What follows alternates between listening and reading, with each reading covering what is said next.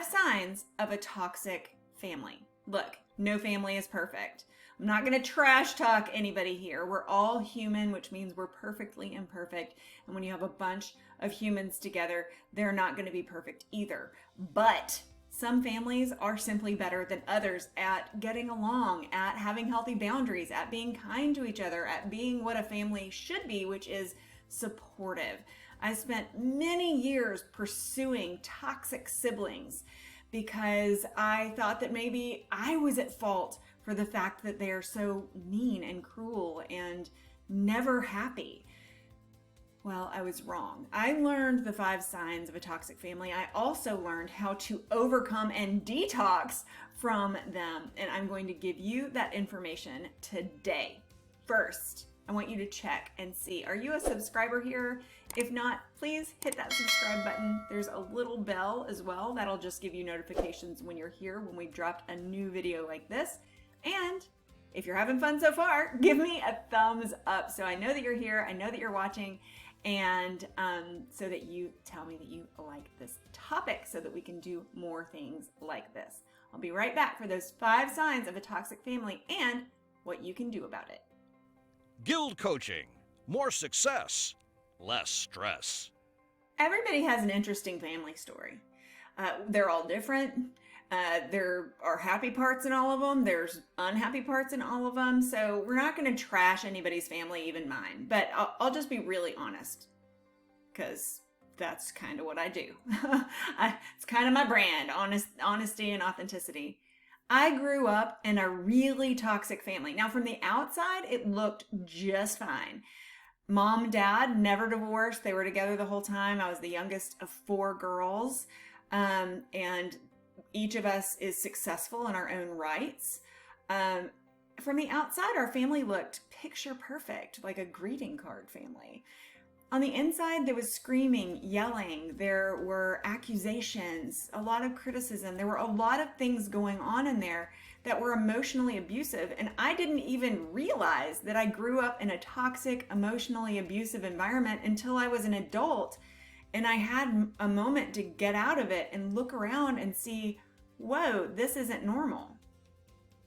Growing up, I wondered why other siblings were better friends than I was with my siblings. And I just thought maybe that's just not the card I drew. That just wasn't my lucky day. I didn't pull the straw for the awesome siblings. Oh no, there are just some families that are dysfunctional.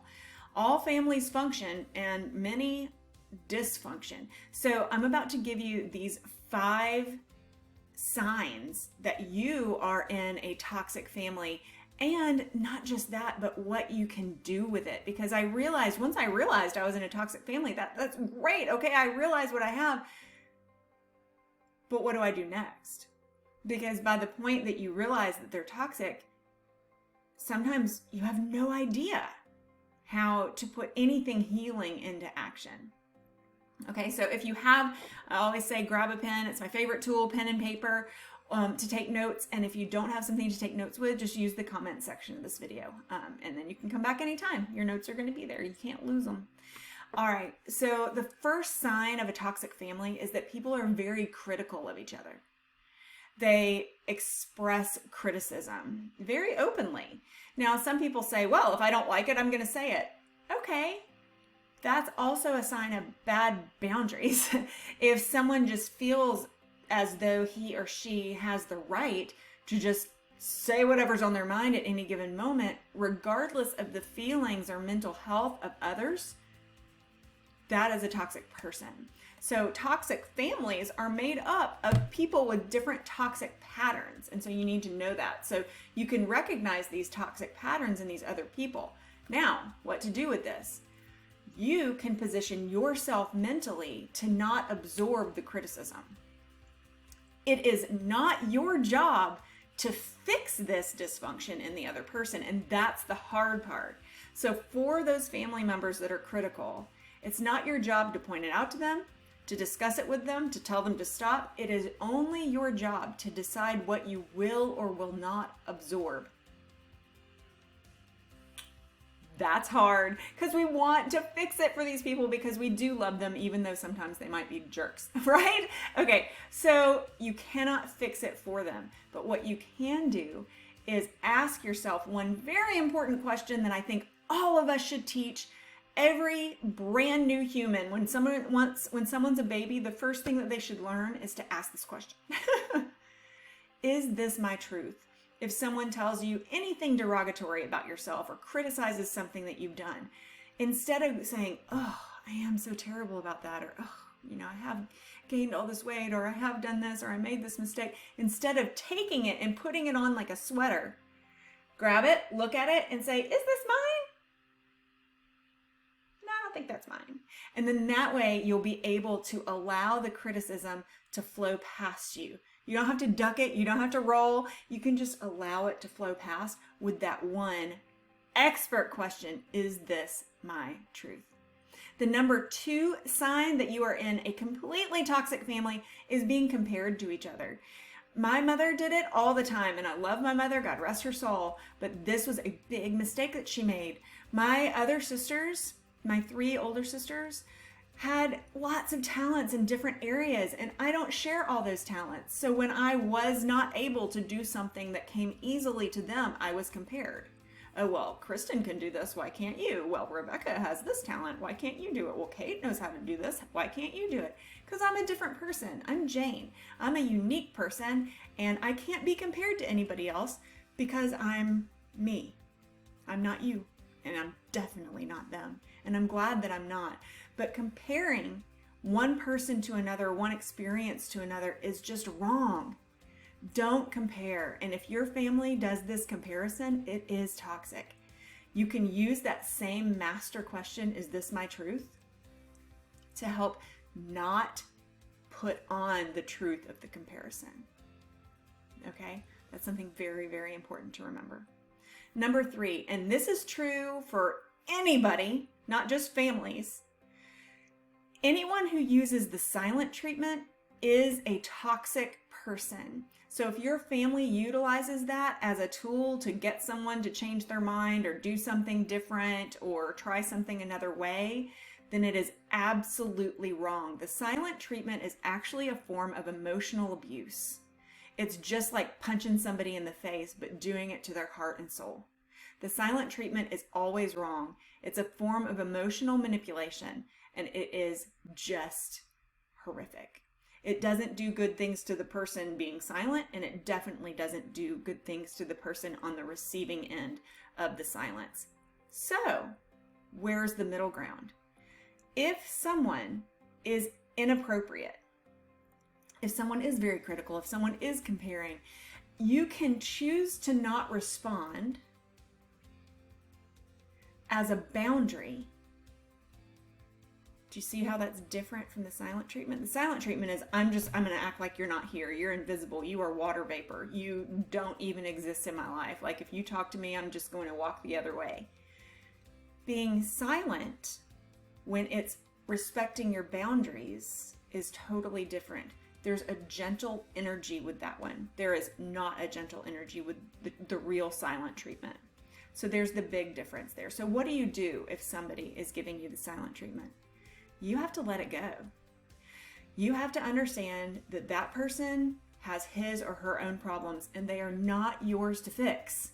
Even if you love that person, they're still not your problems to fix. And you have to move on with your life. When you stop trying to engage with the abusive person who is perpetuating the silent treatment, then you're actually breaking them down so that the silent treatment will end. I suggest that if you do have someone in your life who uses this as a tool, that you guys go see someone together, a therapist, a counselor, a coach. If you'd like to reach out to me for help, you have my contact information in the video description below. But the silent treatment is not acceptable under any circumstances. The 4th sign that you have a toxic family is your business soon becomes everybody else's business. Now, I've already said that I had a toxic family. I've also talked about my mom and my dad on here. I love them very much. They weren't perfect, but I love them. They had a toxic household, but I love them. I love my sisters too. I don't like them, but I love them. So When I first got engaged, my first husband, I've been married twice. First one didn't go so well, second one's amazing. But when I first got engaged, I called my mom and I told her. And then I was very excited to call my sisters and tell them. And by the time I called my sisters, they already knew. Because I didn't get the chance to tell my news because my mother had already done it for me. Same exact thing happened when I found out that I was pregnant. She didn't allow it to be my news. She took it on as her news. She wanted that. So I got to tell her and one of my other sisters, and then my sister took it upon herself to call another sister. And, so if your business becomes the gossip of the moment, that is toxic. It means that you can't trust those people. Anyone who gossips about you is not trustworthy. Even if they have good intentions with the gossip, gossip is gossip. Somebody has an issue with you, they need to come straight to you with it, and it needs to stay between those two people. You tell happy news to someone, that person needs to celebrate and rejoice with you, and then allow you the honor of being able to choose who gets to know next and celebrate and rejoice with you. So whether it's something happy like a marriage or a pregnancy, or whether it's, I already said that I've been married twice, the divorce. Let's just go to the other end. There's marriage and then there's divorce. What if I tell one of my family members that and then they just call everybody else and start gossiping? It's not their news to tell. It's very toxic, and it creates an atmosphere of animosity, and it creates a lack of trust. And it's just extraordinarily toxic. So what do you do with it? Well, a couple of things. You can still have interactions with these people who gossip. I mean, I have several friends. I'm not super close with them. I used to be, but I found out that they gossiped a lot. And so I've really distanced myself from them because their gossip turned to me, and it got very inappropriate very quickly. And so what did I do with that? I appropriately distanced myself. I didn't turn everything off and become silent. I didn't say I'm not going to be your friend anymore. I just was given the wisdom of experience to know that there's certain things about my life that I can't share with them. I also know if there's something that I want to share with them, but I don't want it shared somewhere else, I need to carry the responsibility of being more explicit with that instruction. This information is for you. It is not to be passed on to anyone. Do you understand? And I'll say that before I even start telling them what the information is.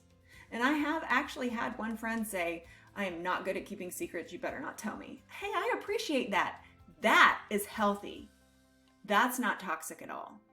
But families that spread around everybody's information like it's just the latest thing on the tabloid headlines, super toxic. Don't take part in it. One other way to stay away from it is if someone comes to you with gossip from someone else, you can call them on it lovingly. So let's say that the tables were turned with this situation with my marriage announcement or my engagement announcement. Let's say it was my sister who got engaged and my mother called me. What an appropriate response would be is, well, I'm very happy for her, but please don't tell her that you've told me because this wasn't your news to tell. She should be able to tell me directly unless she asked you to tell me. Did she? And that's kind of a loving, gentle correction all right there in one ball. I'm putting my mother in her place with the gossip. I'm asking if she had permission, which of course the answer would be no. Who wants to give permission to someone else to tell their exciting, fun news? And I'm letting her know that I'm not going to be a party to that. So the next time that something would be told to me, I can say, you know what, I've told you before, I really don't want to hear things that are not your news to tell. But thank you for thinking of me. And then just move on. And pretty soon after you've done that several times, that person will know that you are not going to be a gossip sponge. A gossip sponge is somebody that'll sit there and listen to all the gossip, even if you're not taking part and talking back about the person or people or situations. If you're receiving it, then you're part of the gossip problem. So stop receiving it. All right, and the number 5 sign that your family may be toxic is, do you guys take sides against each other? Do y'all kind of gang up and say, well, I think this, the two of us think this, so you need to do that, and you engineer your life in that way? trying to recruit people to your way of thinking is so very toxic. It is the opposite of allowing. It's the opposite of positivity. It hurts you. It hurts the person and the people who are taking sides, whether you're on the side with more people, whether you're on the winning side or the losing side. It doesn't create an environment of inclusion and love and trust and allowance. And really, what we really want is for people to love us while allowing us to be our authentic selves. So people taking sides against each other is the opposite of that. If you have a toxic family, you can use that tool that I gave you a little while ago. That one question, is this my truth? You can create some healthy boundaries. If you need help creating healthy boundaries, go down into the video description, reach out to me, get my contact information. We've got an entire protocol for you to develop, keep, and train others through your own behavior about healthy boundaries. All right, that's it for this time. If this video has been of use to you, give me a thumbs up. And again, if you haven't already, hit the subscribe button so that you will know the next time that we drop a video to help you live a life with more success and lower stress. See you next time.